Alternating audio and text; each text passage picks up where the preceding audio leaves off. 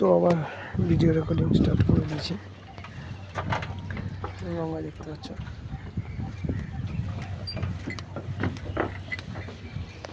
একটু নড়ছে, ঠিক আছে, চাপ নেই কোনো। যাই না, কি বলবে।